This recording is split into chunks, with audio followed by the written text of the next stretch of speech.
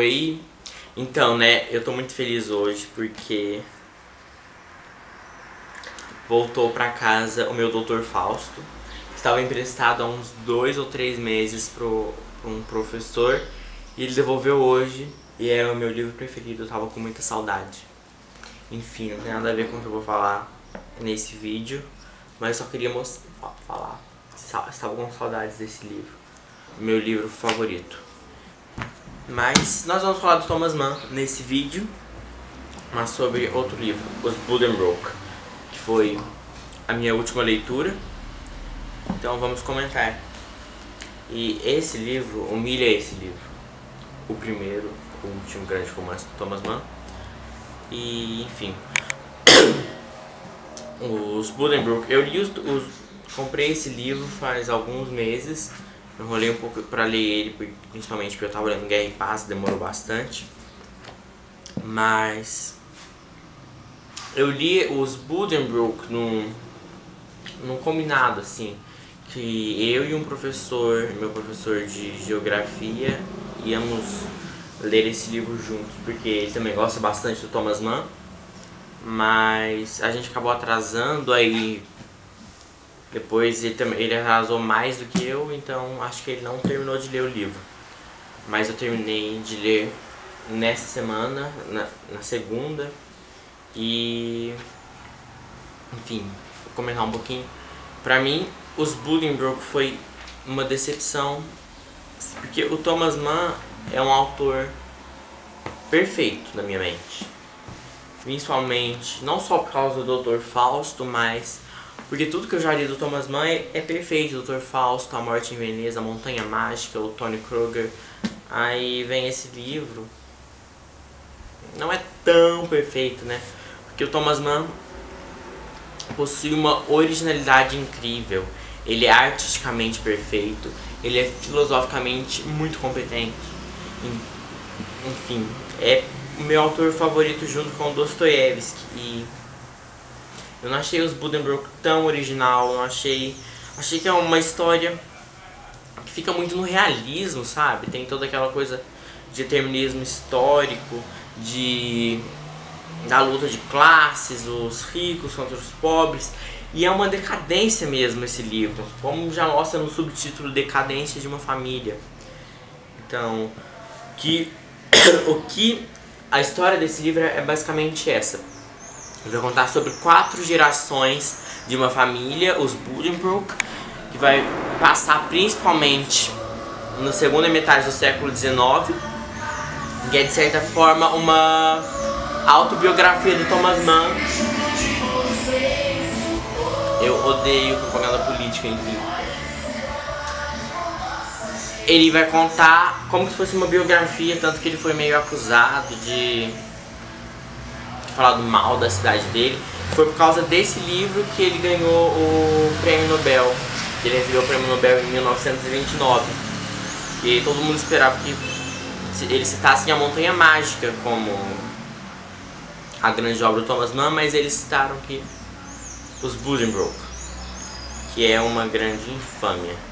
Enfim, então ele vai contar a história de 4 gerações dos Buddenbrook, que é uma família burguesa, eles têm uma firma e tal. Aí sempre o filho mais velho fica com a missão de continuar a firma. E aí, na minha visão, os 3 personagens que mais se destacam são a Anthony, a Tony, o Thomas e o Johan, que é o filho do Thomas. Porque esses são os personagens que o Thomas Mann vai gastar mais tempo falando deles. E eu achei que ele aprofundou muito pouco, porque se o Thomas Mann demora 750 páginas para falar sobre uma pessoa, como que ele vai demorar 600 e tantas páginas para falar sobre 4 gerações de uma família? Então eu já suspeitava que seria uma profundidade menor daquela que eu estou acostumado com o Thomas Mann. Mas não só pelo volume mesmo. Eu achei realmente uma história pouco original.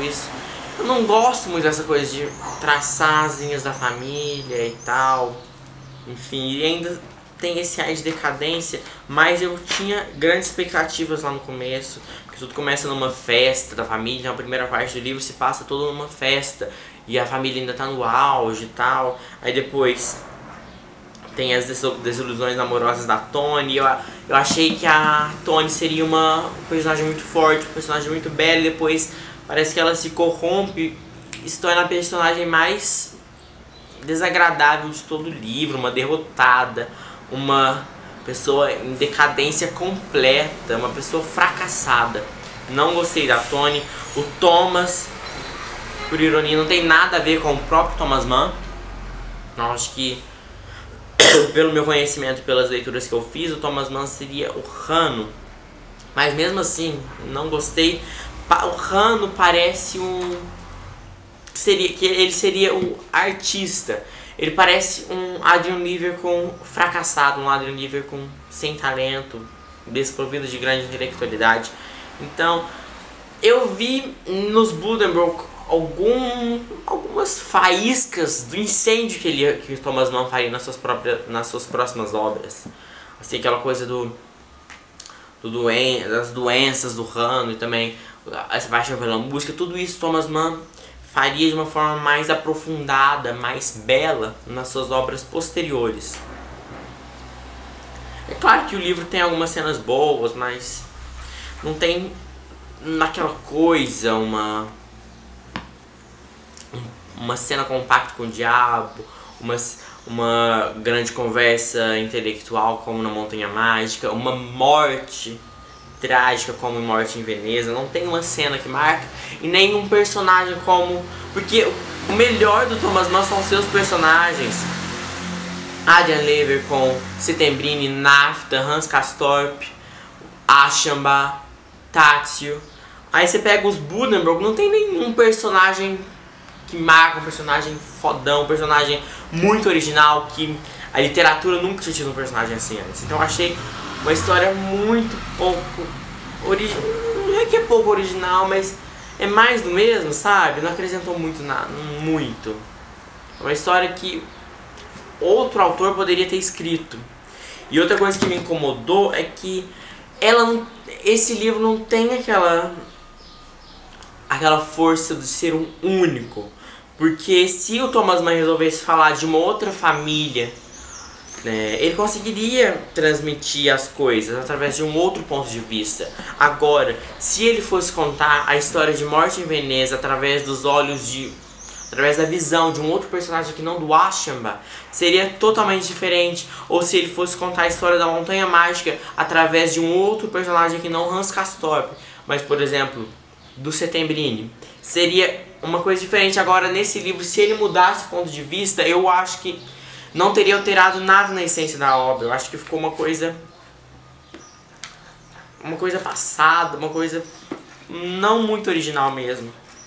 E foi uma leitura até agradável, tem um ritmo muito mais rápido que o Thomas Mann geralmente tem, é muito menos descritivo do que geralmente os livros dele são. Enfim, dá pra ter umas noções do que viria a ser esse grande artista, esse que eu considero o maior autor do século XX. Mas está longe de ser uma obra-prima como este livro.